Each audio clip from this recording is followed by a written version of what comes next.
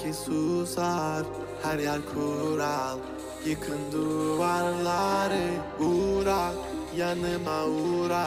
Bir yazı tura, bükelim tüm kolları. Koy koy yeni bir kart, onu da geçeyim iyi bir fark. Zoruna gidenin dili kurak, kapalı kapıya çeneni tak. Boş ver geri topla, verdiğin değerin dili olsa. Kalbimi vurmuş gidiyorsan, acı diliyorsan ve de biliyorsan. Kızgın güllerin üstüne düşmüş dolunayım ben.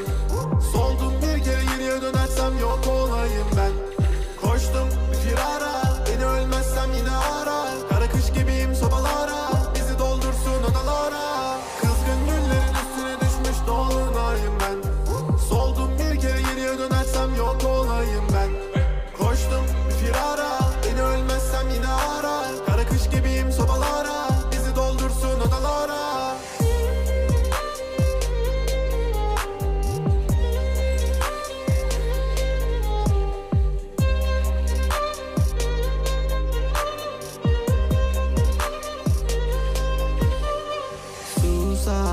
Herkes susar, her yer kural.